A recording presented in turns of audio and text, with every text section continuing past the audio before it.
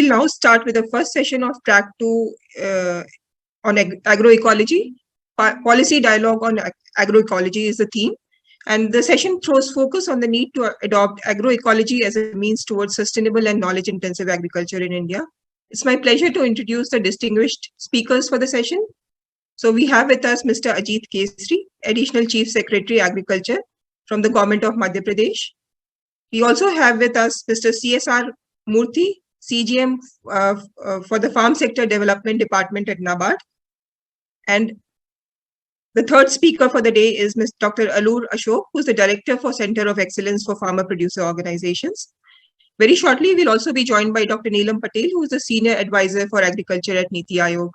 So with this introduction, I'd also like to introduce you to the moderator for the session, which is none other than Mr. N. Srinivasan, who is Expert Development, Finance and Rural Livelihoods. And with this introduction, I'd now like to hand over to Mr. Srinivasan to take forward the discussions and deliberations. Over to you, Mr. Srinivasan. Thank you, Pooja. Welcome to all the participants in this session, and my special welcome to the panelists, and welcome in advance to Dr. Patel. In this session, we are trying to look at the need for adopting agroecology as a means towards sustainable agriculture, and which means also the farming itself should be quite knowledge intensive. The caption of this entire track today that we are discussing, as Mr.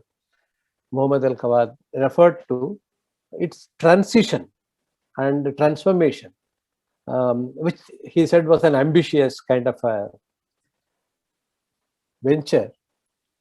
When we look at what would be a components of transition or transformation towards in any field, let alone something like agriculture, we talk about a policy enablement, amount of financing that's required to make this happen, and a whole set of field practices which come in as schemes, projects, programs involving capacity building, institution building on the ground.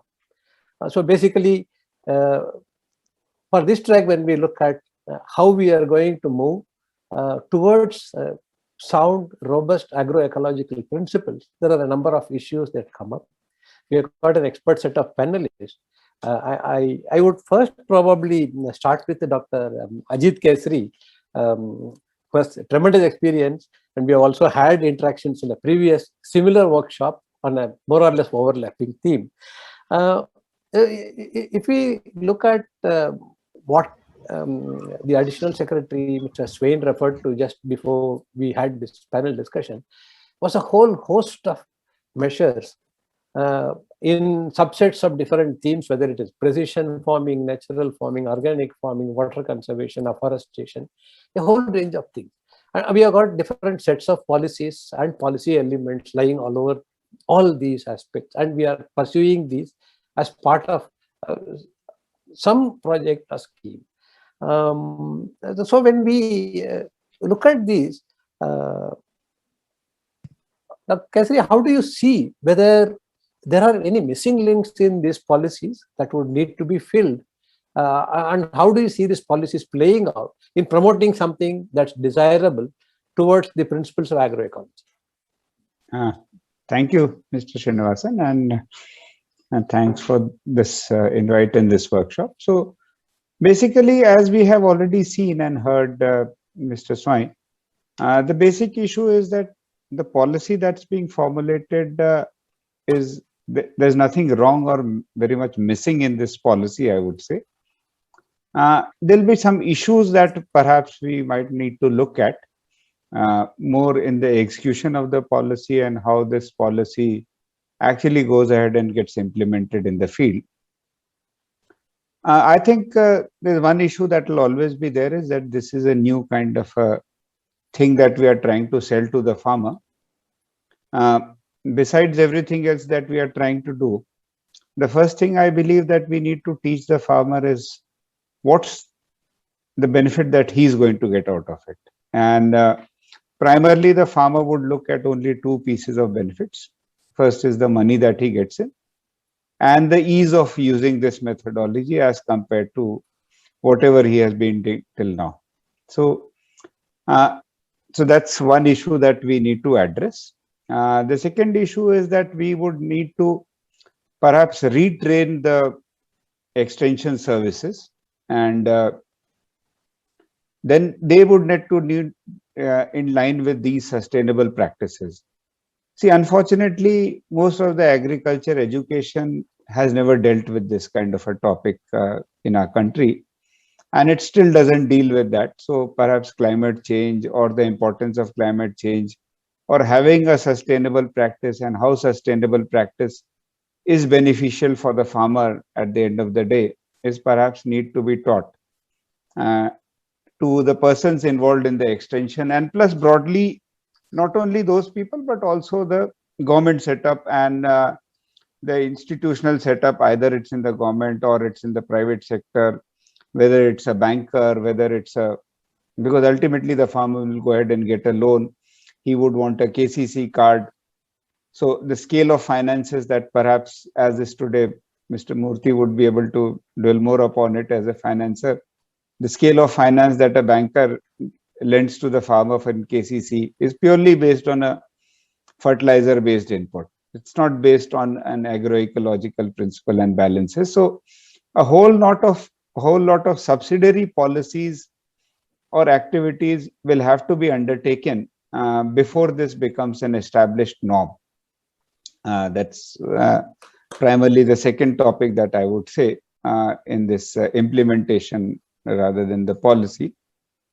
The third would be that perhaps a lot of benefits have been given to farmer, and we have a system of incentivizing the farmer for various activities, whether it's in the form of subsidy for electricity, or it's in the form of subsidy for fertilizers, or it's a subsidy through the MSP operations that we do. So the incentive model, perhaps more so at the Government of India level, Mr. Swai, I hope is still there, but the incentive model primarily coming from the Government of India needs to be realigned. And because today morning I was having a discussion with somebody from the dairy or the Gaushala kind of sector. He says ki aap itna subsidy dete ho, why can't you give a subsidy for Gobar Khad? So I said, there's a fertilizer control order which exists, and you have to get registered as a vermi compost or as an organic or a city compost farmer. Then you'll be able to claim, you'll have to get a license. He said, ki, how can a Gaushala do all these things? So perhaps the incentive mechanism for the farmer that's being done needs to be revisited primarily by, I would say, I will repeat again, primarily by Government of India, because ultimately a lot of support comes to the farmer from that sector. So that would be the kind of third issue that I would see needs to be highlighted in this. The last and the only issue I would say is that basically this would require a concerted effort. See, this is not what the government can do. This is not what the private sector can do. In Madhya Pradesh, what we have been trying to do is that we have fixed certain objectives for us, let's say crop diversification, shifting to organic farming. So we are now looking at any individual or an institution coming in, be willing to market the produce of the farmer, help in marketing or buy all his produce, so that we don't have to buy under MSP. So perhaps if he comes in, there's a cost of extension or reaching out to the farmer. So the government is actually trying to come up with a new policy where we would consider the investment by a company in trying to reach out to the farmer as an investment in Madhya Pradesh. So as all other investments in Madhya Pradesh are eligible for some kind of a support from government, we are now in the process of actually trying to formulate a policy that how do we support this investment coming in by the private sector, especially in trying to develop a product and then you're able to purchase it and market it. So we would be perhaps in the next 10-15 days or a month, we would be coming up with new policies and new initiatives in this sector. And primarily this would be based on these agroecological principles. So this is just as a brief that I would like to mention now. Thank you. Thank you, Mr. Kesari. Excellent, what do you call it, unbundling of this, what do you call, large caption into what the farmers angle there and how prepared are the extension institution, what we should do, and trying to ensure that the implementation related aspects are fully brought on board, aligning the incentive structure as well there, and ensuring that the effort is concerted from all policy establishments. Now I turn to Dr. Ashok Alur. You see, you have been interfacing with the farmer producer organizations on the ground, trying to make them, influence them towards changing in desired direction of national priority, and also showing them that this is in their own farming interest, maybe the productivity, soil quality, sustainability in future and all that. How do you see the different policy element that you come across, and when you translate and try and send it across to the farmers on the ground, do you see the policies moving in the same direction, and is it an easy enabling kind of a task? Thank you very much, Srinivasanji. It's a very interesting question that you have posed to me. My one line reply to the important aspect of this question is yes, there is a need for enhanced and meaningful coordination between the different policy establishment of both union and state governments, helping these FPOs to move towards the so-called agroecological farming systems. As we are aware, the entire globe is facing several challenges, and the planet is experiencing a lot of difficulties. So in that context, both state and central governments, they need to explore approaches that can substantially contribute to the transformation of our agriculture and food systems. And FPOs are definitely be the part of the entire movement. This transformation is urgently required or needed. If you look at the situation that all of us have passed through, the COVID pandemic, this has even made it more pressing by the current health and economic crisis brought about by the COVID pandemic. Means we need to lay more focus on that. Currently, there are few good but rather scattered examples of developing a very conducive and innovative policy instruments, which are aiming at introducing and implementing agroecological resilience principles. So this is happening at both union and the state level, as agriculture is basically a state subject, but central government has a lot of role to play. In the Indian context, we have several policies in place. As mentioned by Swainji in his earlier presentation, I will not touch upon the policies that he mentioned. I will try to just touch few policies. One is the National Agroforestry Policy of 2014, National Biodiversity Action Plan of 2008, and then we have nationally determined contribution of 2015 for combating climate change, the National Action Plan to combat desertification, which is brought in 2001, then the National Action Plan on Climate Change of 2008, then Paramparagata Krishi Vikas Yojana, and then Mission on Organic Value Chain Development for Northeastern States, Mission on Integrated Development of Horticulture, that's MIDH, network projects on organic farming, National Mission on Sustainability. We can name a lot of such initiatives that have been brought in by the central government, and similar efforts have been made by the state government. But I don't say that there is a missing link between these two policy institutions, but we need to fall in place with each other. Unless we do that, we will be confusing the actual practitioners in the place. So that is one important thing that one need to do. And then there's also an urgent need to showcase good policy practices, illustrating the key role of policymakers as agents of change, and also when it comes to the long-term and resilient transformation of food and agriculture systems, this is one of the most important aspects that we should touch upon. And also we need to connect these efforts through a food policy forum for change in order to increase the basically increase the learning between the policymakers, as well as enriching the discussion on the role and the instruments for the country level action to deliver food security and nutrition. This is very important, wherein the farmer collectives to be made as the part of such dialogues. They understand, they inculcate, and then they practice at the ground level. So this will help in deepening the understanding of the existing approaches and the instruments to operationalize these agroecological elements at the policy level, and also, exchanging the practical knowledge on the agroecological policies. As you were mentioning in your introductory note, that we have been known as a country of traditional farming. We have very rich experience, culture of doing agriculture on a traditional farming basis, which is again based on several sound scientific principles, but we have never been trying to link them in a proper way. So this also has to happen, so that we are able to connect the existing frameworks available for supporting the policy of the agroecological related things. And thus I should say, integrating elements to existing policy instruments rather than creating new ones. We have several best laws and systems, acts and guidelines in place, but we need to make them thoroughly understood by the policymakers, implementing officers, and the field level farmers institutions, so that one of the key factors of success would be to make these decisions or these policies more in a coherent way, so that we are on the same page at the end of the day. Yeah. Thank you, Dr. Alur.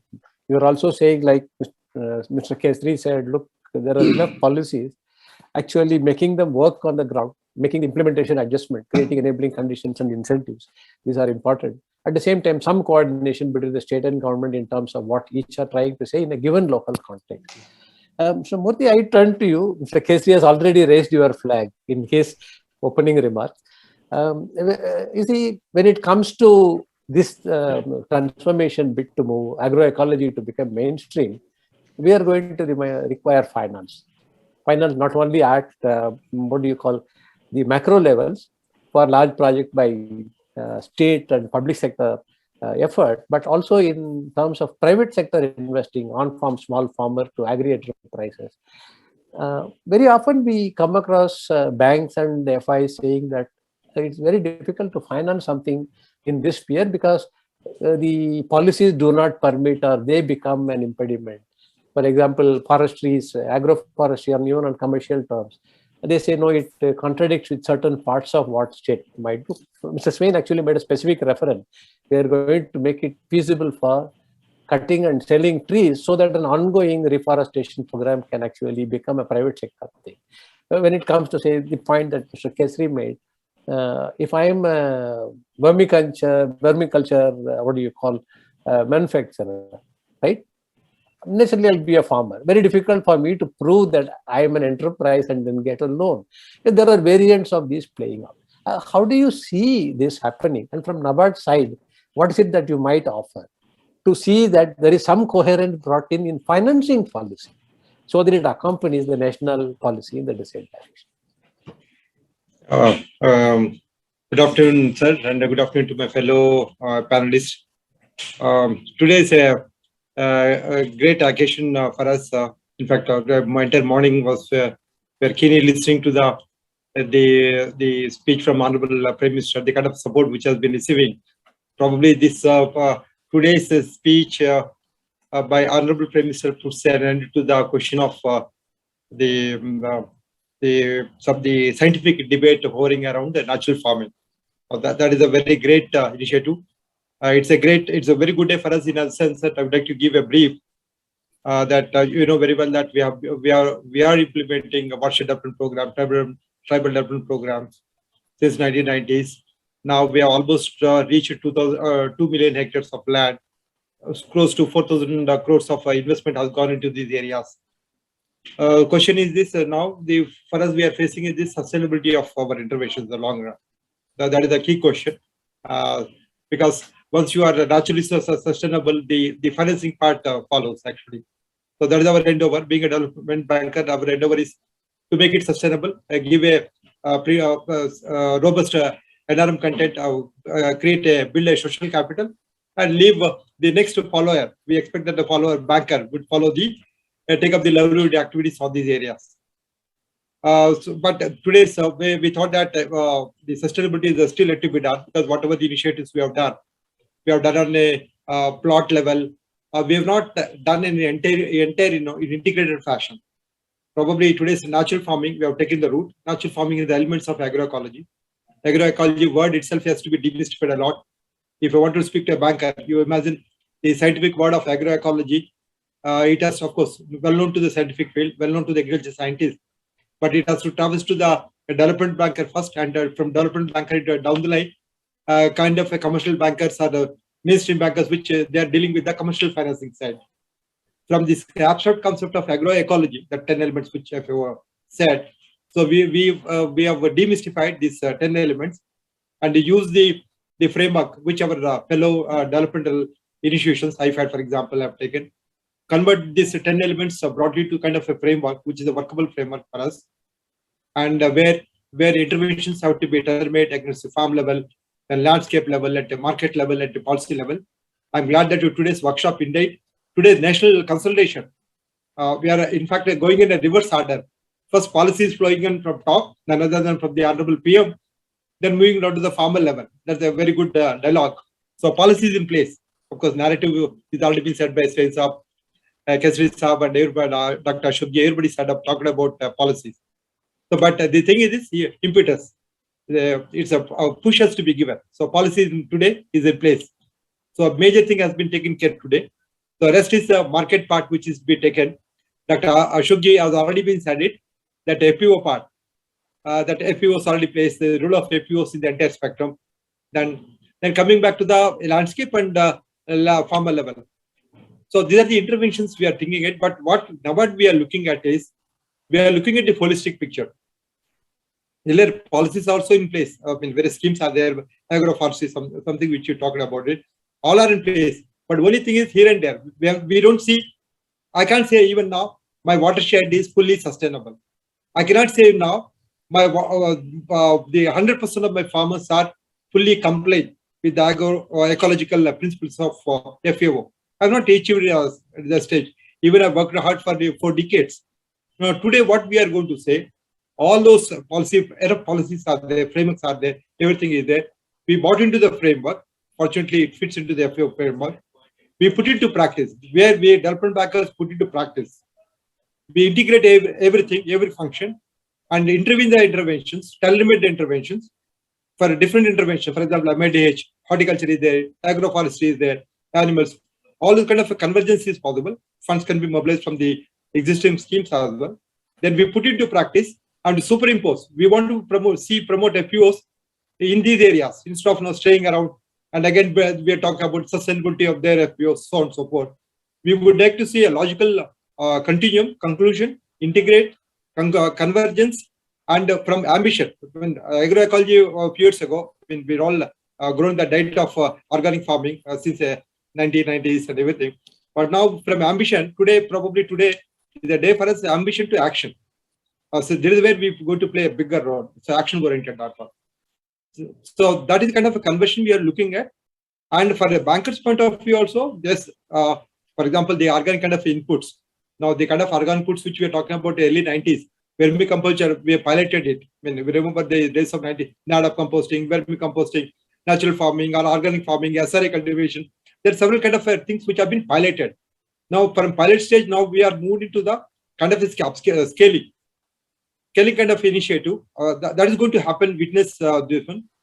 And through the principles of agroecology. Of course, agroecology takes care of all these kind of elements and systems which we are talking about it today. So banks are, for them, it's not a new thing, but only thing is that we should demystify the word agroecology. I mean, that is the one thing. A kind of packages to be given. One good example from credit side I would give. Morning when we were referring to one product, Brazil actually. Brazil was a very good example where they showcased the case study in COP26. They talked about ABC credit. When I look at what is that ABC credit, it's nothing but a integrated farming systems. So the question is how you make this thing into a model into the credit side. Probably integrated farming system, we do, banks are aware of it, and we're going to package it instead of you are merely routinely financing a kind of a two animal coupled with your fodder part, fodder part is to be taken care, plus other components part of it, which takes care of the nutrition side, everything will be packaged. As I said, this is going to be a full package is to go. But regarding the KCC is there, which we are also looking at the dichotomy of natural farming, dichotomy of integration with the monocropping, which we tend to promote through scale of finance, which is a very, very crop-centric kind of a thing. And of course, we got two cases are there. How we have to marry these both the cases. Integrated farming is a marriage of both the cases. That is the kind of a thing which we are looking at. This is going to be a policy advocacy, so that we look at the animal is not a separate element; it's integral part of the four. That is how we devise the credit products like this.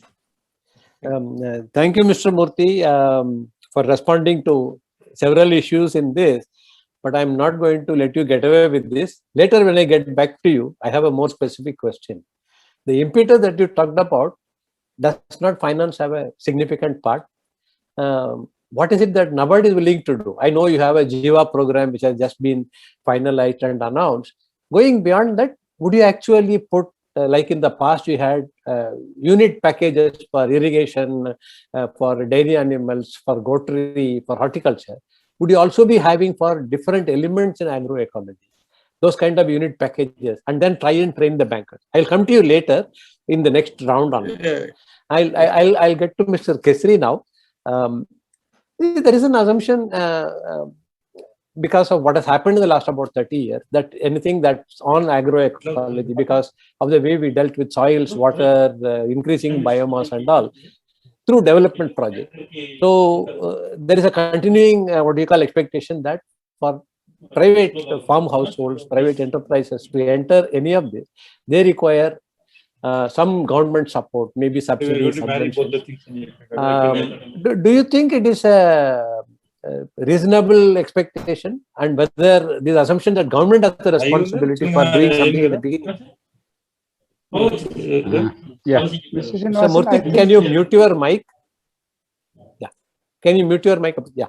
So is there an implicit assumption government has to do something before and then only the private sector could do, or we are in a situation today, given the ground-based evidence that there is productivity, that there is improved price realization on some of these good products that come up, that we should tone down those expectations of private sector? Yeah. Yeah. So what I would react to that in a way is that, see, we need to tone down. So I'll take it up from there. Is that the government does not have to go away from this. It's not to be left to the private enterprise, but definitely what I would be looking at is that the government, and there are only two things that the government can do is, first is that you have to change the incentive mechanism in favor of a sustainable cropping pattern.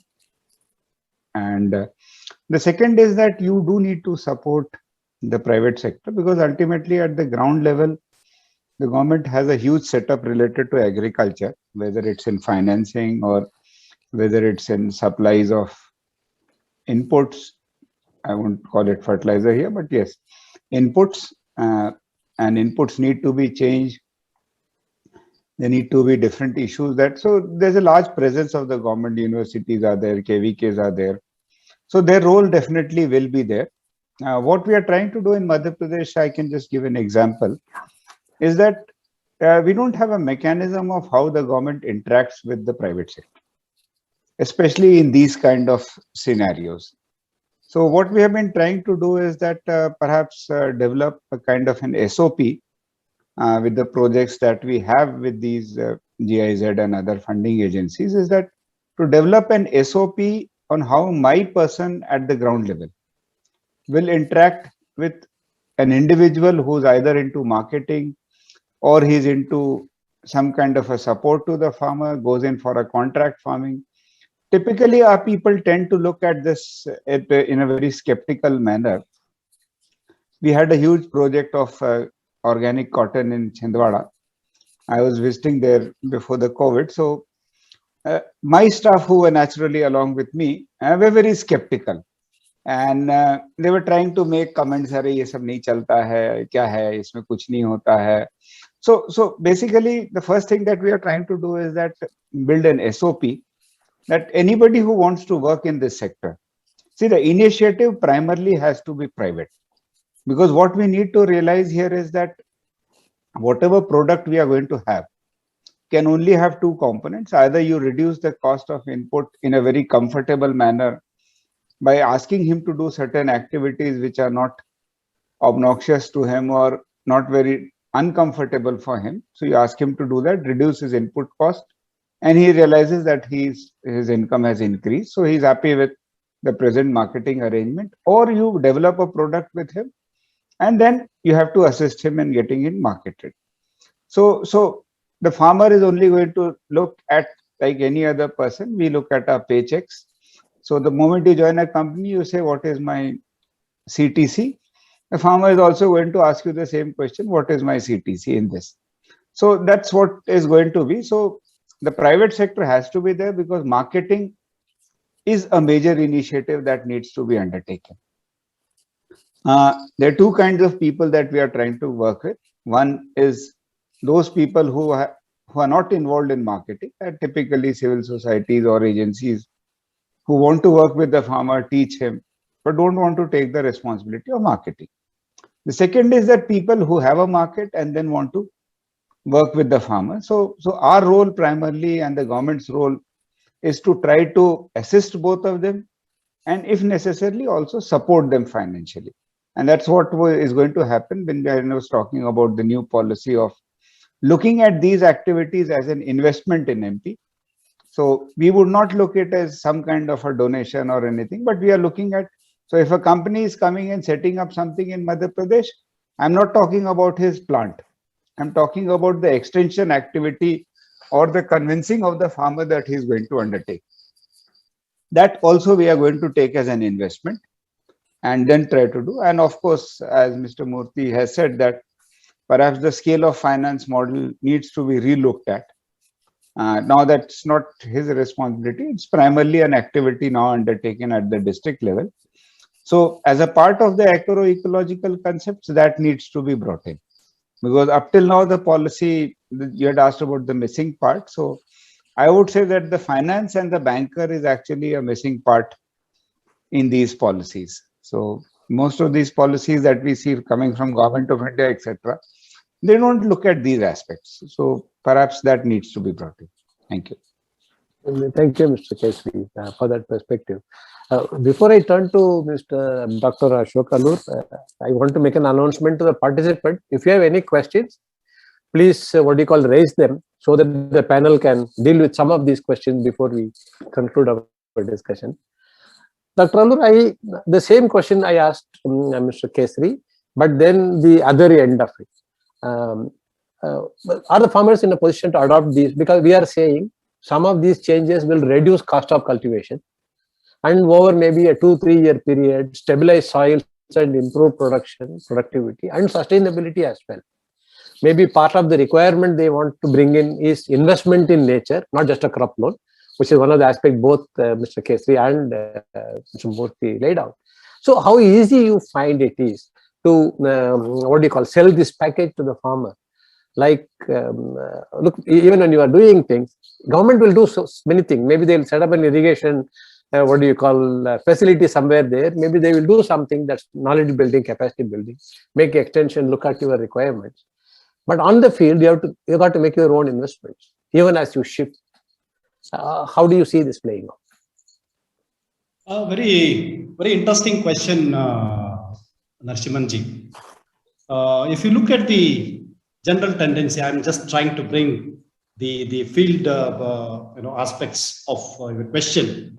The general tendency among the farmers or the collectives or the group of farmers who are working, they always feel that everything to be done by the government.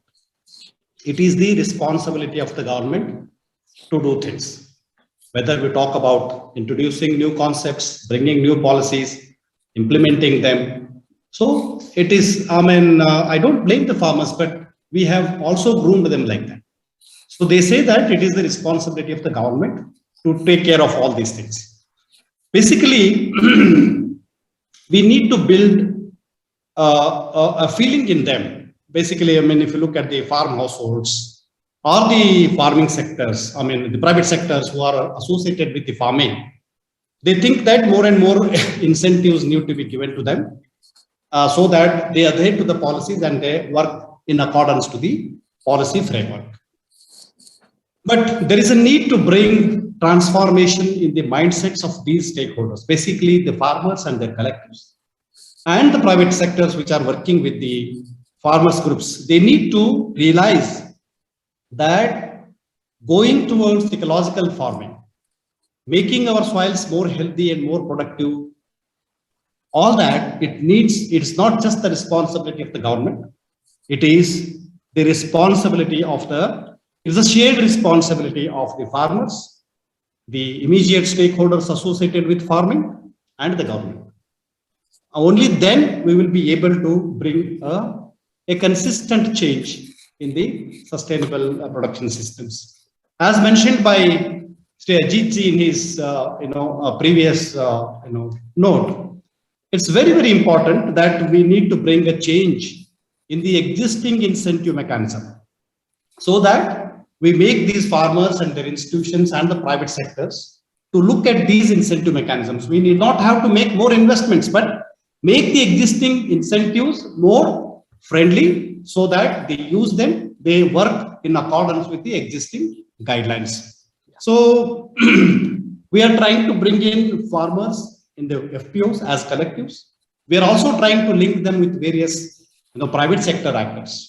Not that we are trying to push the farmers to use only the intensive inputs and all that. Definitely in the existing agenda where the FPOs are working, we are trying to see that the most important priority sector for any of the farmer producer organizations is to see that how much cost we can bring down. How do we maintain the soil health, the productivity, fertility aspects of the soil? That's a priority. Any farmer would never like to compromise on this. But the existing situations, many times, they end up in, going with the chemical, intensive chemical farming. So there is a need to ensure, with proper incentive mechanism, building the responsible environment, they're changing their mindset towards, looking at this as a shared responsibility. I think that's where we need to help them to inculcate these ideas in their mind. That's good, meaning you create ownership where they put their money in and then benefit from the government scheme, of course, which everyone here in the panel has agreed should be realigned to benefit agroecology based principles based farming. So Murthy, I will turn to you now. The question that I had asked you earlier before this round started. So would you like to get back to that? So Keshri again said, if there is a missing piece, maybe it is the bankers and finance. So how does NABARD look to reset this? And is there something that we can expect? Can you unmute yourself, Mr. Murthy? You are now muted. If I just I give a kind of a data. I mean, when we look at the agroecology, of course, the concept side, when you look at the sustainable agriculture part side and the vulnerability part side, that you would look at. So morning, I found one interesting data set. We just juxtaposed so that the issue is very much relevant in this seminar. Department of Science and Technology brought out most vulnerable states from the climate point of view. Their report says that, of course, all the states, all districts are of course vulnerable. Is of course the relative term, vulnerability. The report says that eastern states, Bihar, all these states, the northeastern states, they are highly vulnerable. That is kind of a scientific database coming from DST. Then if you juxtapose the database which is coming from the Reserve Bank of India, Reserve Bank of India, if you put the data sets on the credit sub-districts, if you put together, there is a high order of correlation exists between both the sets. So therefore, it's known, it's approved that bankers, these are credit sub-districts, credit sub-states, and those states, unfortunately, are most vulnerable where sustaining farming is really required. So therefore, when from the central banker side, from the our Reserve Bank of India side, now the focus is very much is there, and accordingly PSL is also there. If you look at the PSL side, now PSL small marginal farmers share of the bankers, now that will be proportionally increased. Because if you try to PSL side, if you increase it, so bankers tend to finance more for these sectors, and that too there is a clear direction from the Reserve Bank of India side that you need to promote it. Banks PSL has to be more on the credit statistics. There's a clear different direction is there from Reserve Bank of India. So from the bankers profit-oriented perspective side also, they see a lot of benefit. They see they already have the incentives inbuilt to PSL that they should be able to finance these vulnerable areas, which are anyway by default credit statistics. So that way, there is a policy and a direction from the Reserve Bank of India is very much is there. So since we are all operate under the umbrella of RBI directions, especially PSL, yes, definitely it is there. Second point is this, the role of NBFCs. I mean, if you look at other dimension part, banks are not able to fill the void in these areas, and therefore NBFCs are plugging it. So they are the full spectrum is operating it. That is how bankers and NBFCs plus NABARD has to play a bigger role promoting sustainable farming practices. They are the priority areas for us, all of us. Okay. Is there some information on this Jiva, how it might change the landscape? Yes, sir. A very quick 1 minute thing. Yeah. It is a kind of a living document. Still, we are in the finalizing the broad contours and everything. Quickly is going for the internal processes. Jiva specifically addressing the watershed. As I told, we want to fortify, strengthen, make it our watershed or our NRM programs resilient. So therefore, we would like to bring the agroecological principles into place, and we would like to strengthen whatever the missing links are there in the conservation structure side. Plus, another thing is this integrated farming systems, agroforestry, all those elements which have been stitched together and are given a kind of a package to the farmers.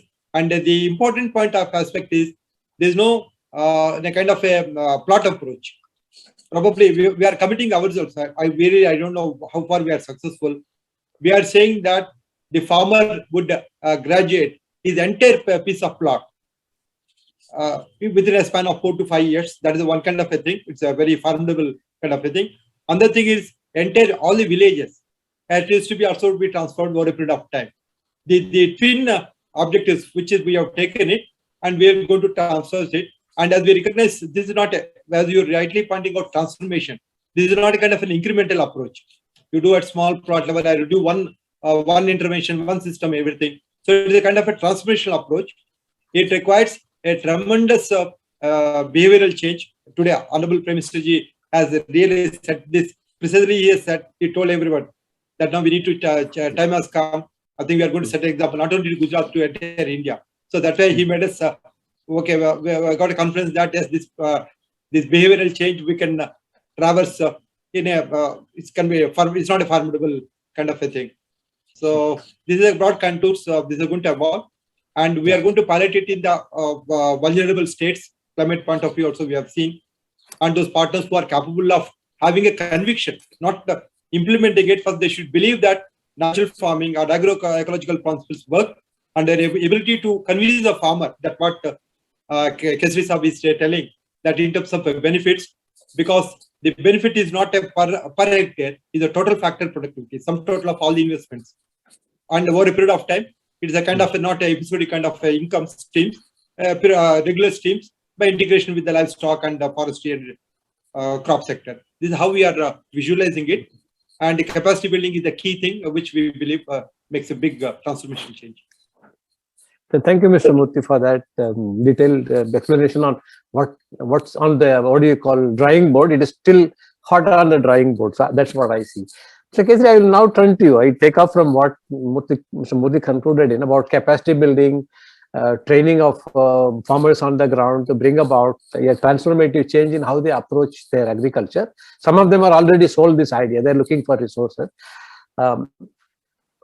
Will capacity building and training alone solve the problem that people will shift where they are accustomed to using the what do you call, the earlier methods of cultivation, or we have to make certain things mandatory? This is a question that has been asked by several people. Some of them, I believe, are now in the audience.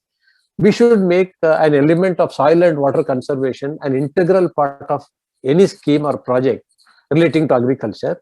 Then the capacity building and all will have a greater impact. So where do you draw the line? So let me start off by firstly talking about the capacity building part that you have mentioned.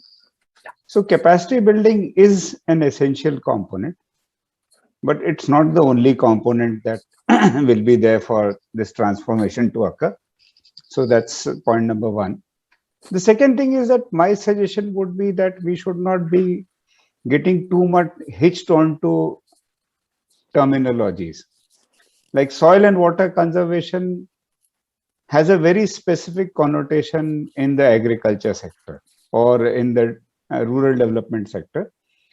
So perhaps we need to reinvent words rather than using old words. That is the first shift that I would suggest. See, soil and water conservation per se would definitely be a part of any kind of sustainable agriculture, but not in the sense that it was defined in soil and water conservation. See, we have been interacting with soil and water conservation products and watershed related projects since the last, I have my own experiences for the last 26 years and in various formats. So what I would say is that we should drop away that word. So we need to have a relook, because see, today, like what the Honorable Governor of Gujarat mentioned, he said that how do you involve earthworm or vermicomposting or generation of nutrients, unlocking of nutrients from the soil for the plant? Well, how does that gel with a soil and water conservation activity? See, NABARD has been financing watershed related activities for many years. They have a set format. So if we talk of out of the box thinking, we should throw away some of these words from our window and then start reworking on the platform. Because if you use a traditional word, it's very difficult for, see, if you look at agriculture, if I consider agriculture department as such, the number of people working in agriculture from the government side would be at least 30 to 40,000 people.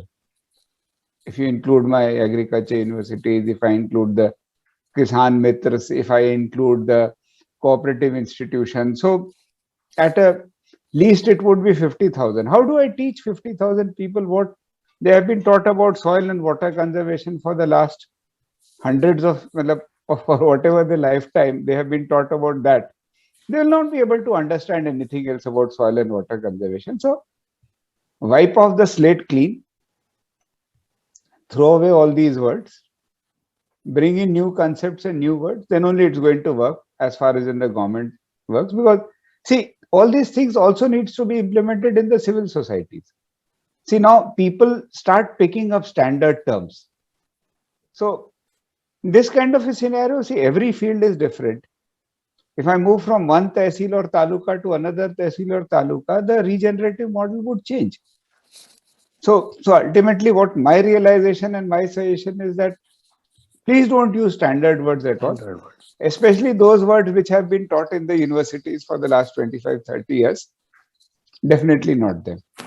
Thank you. Thank you. I think get away from terminology, look at what has got to be done, make it as simple as possible to the farmer.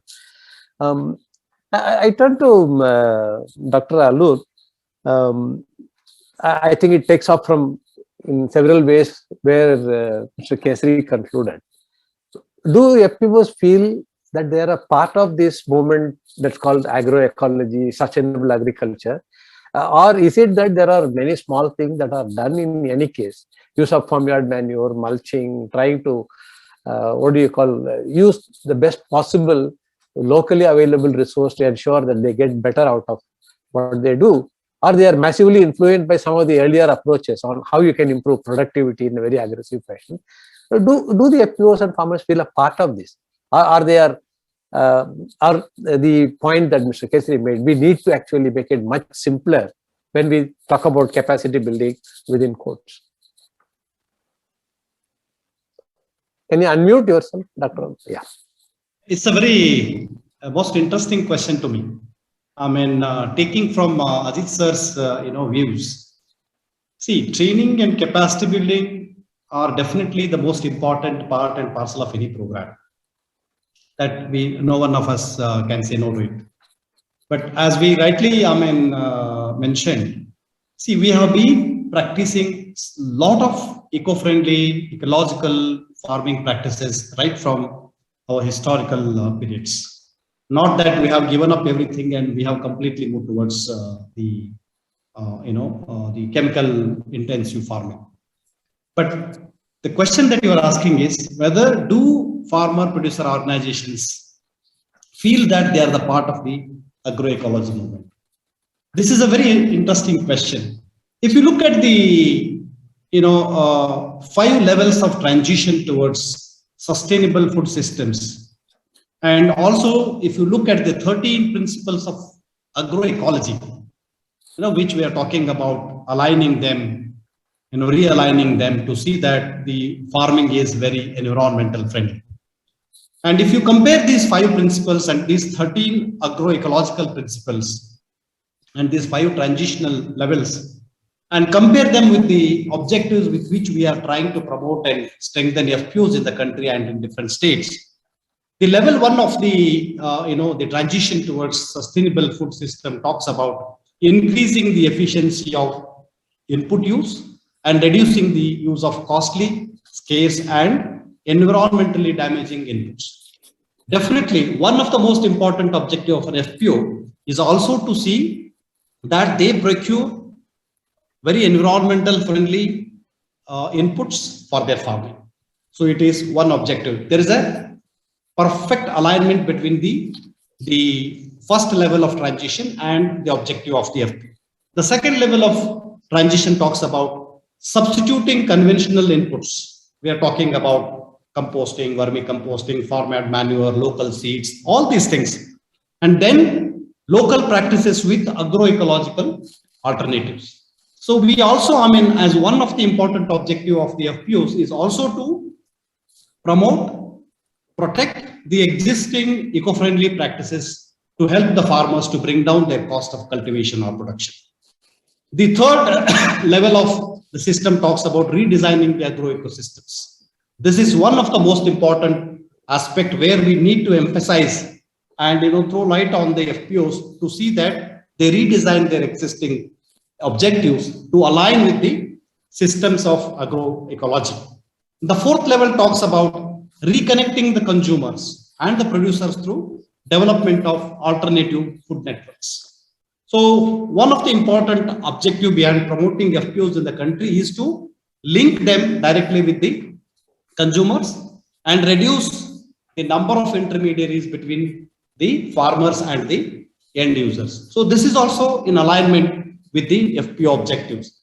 And the fifth level of transition is building a new global food system based on the participation, localness, fairness, and justice. We are now talking about ODOP. We are trying to promote our local products, make them global products, bring and a lot of importance to these things.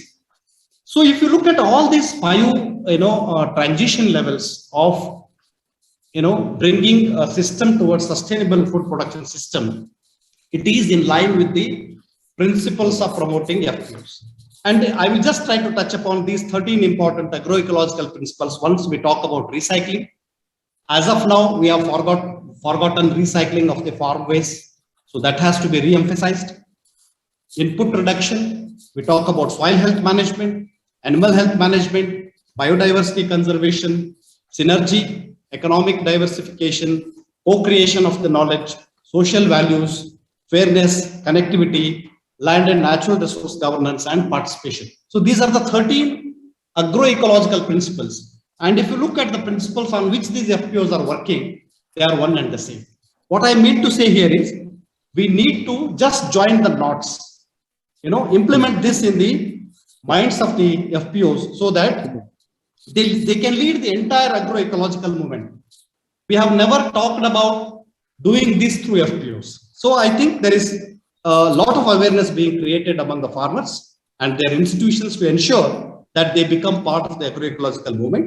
And FPOs are the best institutional mechanisms because they are the new institutional collectivities to bring the majority of the farmers under ecological movement and make them exhibit their commitment to ecological farming. So since we are in the early stages of promoting and strengthening these FPOs, I think there is a need for the policy to look into these things and see how we can strengthen these FPOs, how we can promote and incentivize these FPOs in taking up agroecologically friendly farming practices. I think this is one important need that one has to do. Both the policy and the center and the state has to focus on this. Thank you for a fairly comprehensive, what do you call, approach to the aspect of how the objectives of FPOs and agro are aligned. Mr. Kesri, I think there is a question from our friend Mr. Dhananjaya. He is asking, look, the role of ICAR institutions and the department, agriculture department, is absolutely important in this transformation. Of course, we have talked about the knowledge transformation. I saw the capacity. question, I saw the question. So please go ahead. You could deal with that. Yeah, sure. Yeah. So just as a quick reply to that, see, basically ICAR, etc. are important. And see, the government and ICAR do work together. But I think that the role of institutions and agriculture department is very important, that the transformation is actually going to be managed jointly by ICAR-led institutions, which are primarily the universities and the KVKs that are there present in the district. So KVKs actually act as a nodal point for transmission of new technology to the farmers. And fortunately, the structure that we have of the KVK actually deals with many departments.